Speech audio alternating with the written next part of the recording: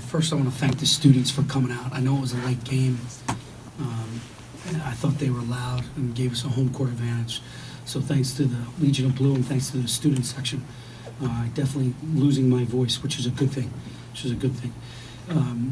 I thought we defended. I thought we rebounded. Obviously, we were fresh legs, fresh minds. We had some time off between the last game and tonight. And I think you saw that in the second half. Indiana's a really good team. I watched them on film. They're a great win against Michigan State. Probably should have beaten Maryland three games in 7 days. And you could see that in the second half a little bit. And you could see us really reemerge with our speed and our quickness in the second half. But I thought guys really stepped up. Different guys step up at different time. Lamar was fighting a little bit of a cold, and I think he battled through for us. That's what Warriors do. That's what guys like Lamar Stevens do. But I thought guys stepped up at different times, specifically in the second half. And Jamari Wheeler was that engine that could. His defense, I thought, really dictated a lot of this game, and his pace and tempo. I mean, he was fantastic for the 32 minutes that he played. Pat, you guys were kind of all over the place offensively and shooting free throws, obviously. Can you speak to the importance of the consistent defense from tip to buzzer to offset that, and how important is that at this time of year, kind of going into the stretch run? Yeah. I don't know what it is about Indiana and us at home. I think we're 11 for 25 last year. Something crazy. Our guys just got to work on routine when it comes to that. But the fact that they didn't allow missing shots affect their effort on the defensive end is something that I'm going to praise and focus on, because that to me is everything. And the fact that we rebounded tonight, they're one of the best rebounding teams, not only in the country. I think they were top 7 in KenPom, but number 1 or 2 in the Big Ten. So for us to be able to defend and rebound without fouling for the most part, I think is critical. And I'm going to say this again. I said it the other day to you guys. I still think we can get a lot better. We haven't clicked on all cylinders yet, offensively and defensively, which really, excites me as we move forward here into February.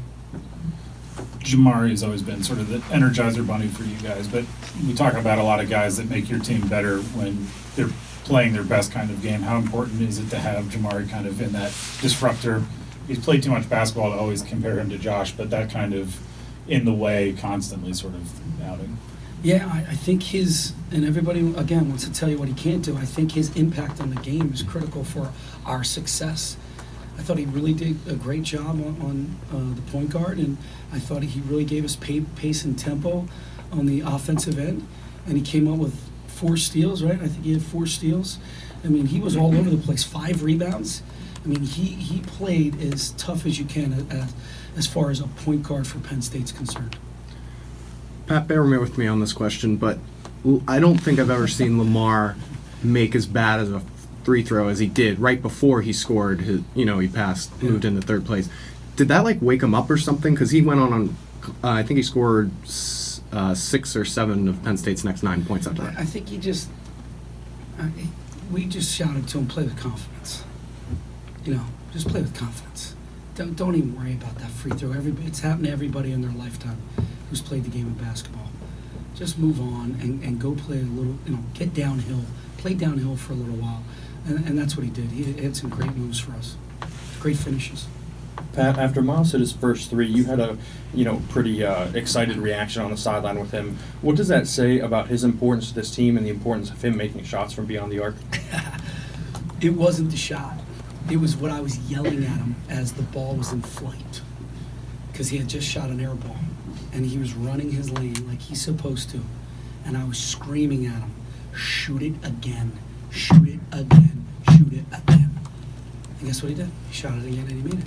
I think when you give your players that type of confidence, the ball's going to find its way in the basket. And I give Miles credit for wanting to take that shot. What does it say about you, though, to insist on that, to keep these guys pushing through, something like that? I think it's important that they know that I have confidence in them and I have their backs. If they didn't feel that, well, he's probably not going to make that shot. Or he's not going to play as well as he has been playing on the defensive end. His defense is really terrific, and he's really making smart decisions on the offensive end, even though he's not making a ton of shots. I feel like those couple makes that he had tonight is really going to open things up for him. Coach, can you talk about Curtis's play over the last 2 games and how on a night like tonight, where him getting going in the first half kind of helped that offense out when maybe it wasn't going as strong as usual? Yeah, again, proud of Curtis, obviously former team, and that always can go one of 2 ways, right? And I think it went well for us. We needed his production in the first half, and again, he's had some really good practices. This is what seniors are supposed to do. They're supposed to rise to the occasion, and he has done that. And his defense is getting a lot better, too. So he made big shots for us, made big plays for us in the second half. He's got to continue to do that. Pat, your team had, 15 total steals tonight. 3 different guys had 4 steals, and Archie Miller was just in here saying that the half-court defense that your team played really threw off their half-court offensive sets. And was that an emphasis going into this game? Were you preparing to kind of jump the passing lanes like that? And what was your overall impression of the half-court defense? You know, it was just really about our foundation. That's what Penn State basketball is. We're supposed to defend and rebound. We're supposed to play hard. We're supposed to be jumping to the ball and communicating. When we're loud and communicating, you're just building so much trust out there that guys in the right spots, and then their anticipation, because they have a clear head, you know, the anticipation out there to have 15 steals is pretty remarkable, because we haven't had that many steals in a while. What did you think of John's play tonight? I think John has been a rock. He has been as steady as they come, and he's got confidence on the offensive end now, and we're throwing the ball to him. We have to continue to do that. I mean, he obviously defensively does a great job, and I thought he did a really good job on their bigs, because I'm really impressed with their bigs. I think Jackson Davis is fantastic. He's got a bright future. Bronk is really, really good, really talented, had some big games for them. And the fact that John, Lamar, Mike, and Miles was playing a little bit more before than Seth Lundy, I thought they did a really good job of defending their bigs. And John's a big reason for that. I guess to that point, Pat, you talked before the game about Indiana kind of playing with a more old school style, having 2 bigs on the floor at all times.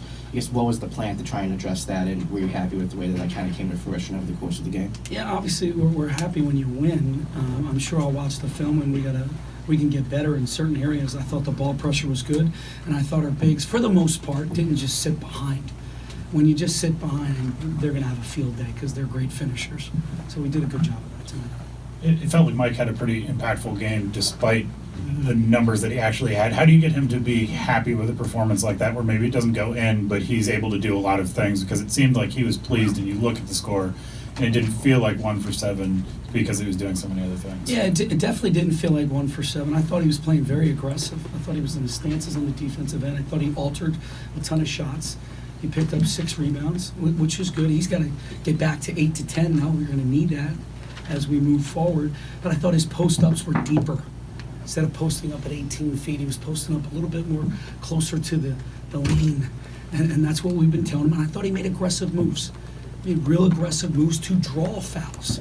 I thought that was important. And for him to shoot 60% from the free throw line is obviously much better than what he's shooting in the Big Ten right now. I think he's shooting 47. So I'll take 60 right now, and hopefully he continues to improve and get that a little higher. I feel good with Coach's voice that this will be the last question. Coach, 3 big wins here in the last 2 weeks. What's the biggest thing just to keep that momentum going here as you roll into February? It's our players. They're bought in. There's great leadership. There's great connectivity in the locker room, a real family atmosphere. There's a lot of love and trust in there. And I think that's been the difference. We took a little bit of a couple speed bumps there, and then we came out of it nicely. But look, we're in the Big Ten. A lot of basketball to be played. Got to take it one game at a time, and we're going to a really difficult road arena on Saturday night. Thanks, everybody. Thanks, Pat.